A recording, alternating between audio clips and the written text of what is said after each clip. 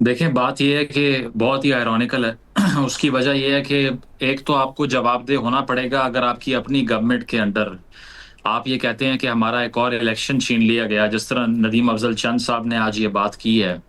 और इसके अलावा नैयर बुखारी साहब ने भी इस पर एक राइट अप लिखा है। तो बात यह है कि पाकिस्तान के अंदर जो भी इलेक्टोरल प्रोसेस होता है उसमें सबसे बड़ा चैलेंज हमारा हमेशा से ये है, आज से नहीं है।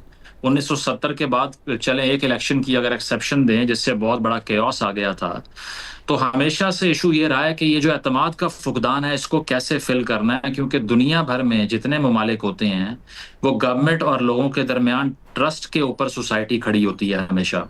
यहाँ पर जो गवर्नमेंट की पार्ट है पार्टीज, जैसे पीपल्स पार्टी है, पाकिस्तान तहरीक इंसाफ है या नून लीग होगी। 2018 में नेशनल इलेक्शन के अंदर नून लीग क्या कह रही थी, 24 में पीटीआई क्या कह रही थी, ये तो फिर कश्मीर है, आपको पता है।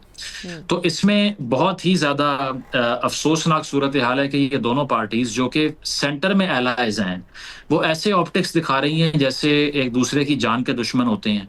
कहीं पे वर्कर्स लड़ रहे हैं, कहीं पे अमवात हो रही हैं, कहीं पे वायलेंस कर रहे हैं एक दूसरे के साथ। आज भी एक हलाकत हुई, पीपल्स पार्टी ये क्लेम करती है कि नून लीग के वर्कर्स ने तशद्दुद किया है उस शख्स के ऊपर। नून लीग ये कहती है कि बेसिकली उसको हार्ट अटैक हुआ था, वो 60 या 65 साल की उम्र का एक फर्द था जो कि लड़ाई में छुड़वाने के लिए आगे हुआ और उसके बाद में उसको हार्ट अटैक हुआ है।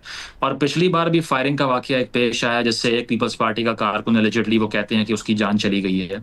तो इलेक्शन की एक्सरसाइज में ये सब होना बहुत ही हम्म। अफसोसनाक इसीलिए होता है कि दुनिया भर में फर्स्ट वर्ल्ड में ये कॉन्सेप्ट नहीं है कि खूनी इलेक्शन करवाने पड़ेंगे या मैसिवली सिक्योरिटाइज करना पड़ेगा ताकि लड़ाइयां ना हो सकें।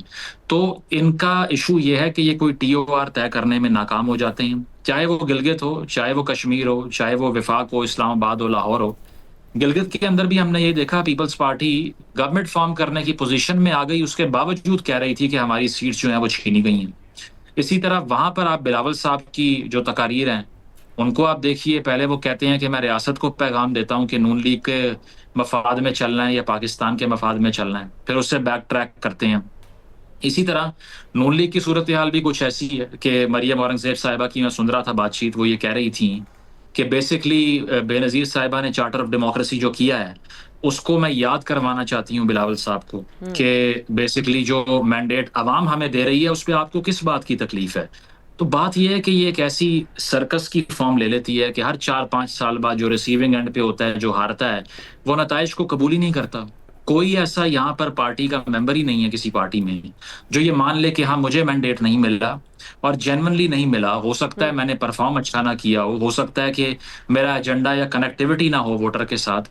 जो भी हारता है वो फाउल प्ले कर देता है। अब पाकिस्तान तहरीक इंसाफ पे ये तनकीद थी पीटीआई की, पीपल्स पार्टी की, कि ये किसी रिजल्ट को एक्सेप्ट नहीं करते। जब मुल्तान में 4 सीटें हराई थी इनको, आज वो खुद वही तर्ज अमल अपना रहे हैं जो पीटीआई करती है कि जिस जिस हलके में आप हारे हैं वहां धांधली हुई है, लेकिन जो सीट्स आप जीत जाते हैं, जो पिछले फेज में पीपल्स पार्टी जीती है, वो बिल्कुल ठीक हुई हैं। हम्म। तो ये बहुत बड़ा केओस इससे बर्पा होता है। मेरा ख्याल है कि एतमाद का फुकदान खत्म करना चाहिए, पार्टीज को खुले दिल से एक्सेप्ट करना चाहिए इस चीज को कि हाँ हम हारे सही। हैं, इसमें कोई हर्ज नहीं है, इसमें कोई बुराई नहीं है। सही एतमाद का जो फुकदान है उसे ख़त्म होना चाहिए ना। अच्छा सैयद मुजम्मिल, आप क्या समझते हैं, इलेक्शन के बाद आज़ाद कश्मीर का सियासी बहरान ख़त्म होता नज़र आ रहा है, और इसके अलावा इलेक्शन के बाद की सूरत हाल अगर आप देखते हैं तो कुछ बेहतर होती नज़र आ रही है? ये जो नूरा कुश्ती है ये ख़त्म होगी?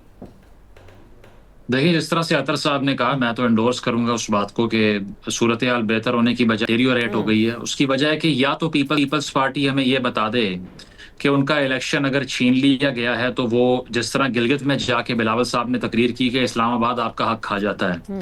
तो हमें तो ये मालूम है कि इस्लामाबाद में जरदारी साहब मौजूद हैं। इसके अलावा आज़ाद कश्मीर में भी वो यही कहते दिखाई दे रहे हैं कि नस्ल दर नस्ल धांधली वाली बात उन्होंने की और रियासत जो है वो नून लीग के साथ खड़ी हुई है। तो इसके ऊपर भी क्या जरदारी साहब फॉर्मली इसको रेस करेंगे, यूसुफ रजा गिलानी साहब फॉर्मली इसको रेस करेंगे, क्या पीपल्स पार्टी रेटरिक या मीडिया कंजम्पशन या प्लेइंग टू द गैलरी और के सैयद अलावा भी मुजम्मिल, कुछ पीपल्स करेंगी? पार्टी बार बार क्लेम भी करी है, इवन खुद बिलावल भुट्टो जरदारी साहब के हमारे पास वीडियोस हैं, सबूत हैं, लेकिन वो कहीं नज़र नहीं आ रहे। नहीं, ऑब्वियसली अगर मैं यही कह रहा हूँ ना, अगर आपके पास सबूत हैं तो फिर इससे बेहतर क्या केस आप पुट अप कर सकते हैं अगेंस्ट पीएमएलएन। तो आपने एक तो पीपल्स पार्टी के लिए सबसे ये मेरे नजदीक तो बहुत ही आयरॉनिकल है कि सेटअप का हिस्सा भी बन गए, पार्ट भी बन गए गवर्नमेंट का, ऑपोजिशन का रोल भी प्ले कर लिया, आईनी ओहदे भी जेब में रख लिए, इक़्तिदार के मजे भी लूट लिए और साथ साथ गवर्नमेंट पे तनकीद भी कर ली। तो ये इतना बड़ा पैकेज नहीं होना चाहिए। या आप ये बताएं कि हम ऑपोजिशन हैं, या ये बताएं कि विफाक में हमारी पार्टनरशिप खत्म हो चुकी है। अब इन दोनों के दरमियान में नेविगेट करने के लिए ये सिर्फ और सिर्फ रेटरिक और बयानबाजी की हद तक है, मेरा ख्याल है। ना नून लीग सीरियस है इसमें, ना पीपल्स पार्टी सीरियस है, क्योंकि सिर्फ और सिर्फ फ्रेंडली फायर लगता है। सही। अगर ये सीरियस होता तो फिर विफाक में कोई पोजीशन लें, आप जाकर किसी पिटिशन को परसू करके दिखाएं, या फिर आप जरदारी साहब के ऑफिस से या गिलानी साहब के ऑफिस से इस चीज के ऊपर कोई फॉर्मल अरेंजमेंट शुरू करवाएं, फिर हम मानेंगे कि you are serious about it. Otherwise सिर्फ और सिर्फ रेटरिक और मीडिया कंजम्पशन के लिए, ताकि सही। इलेक्शन का माहौल बने, क्योंकि पीटीआई मैदान में नहीं है इसीलिए, ठीक तो ठीक। पीटीआई का रोल प्ले कर रही है पीपल्स पार्टी।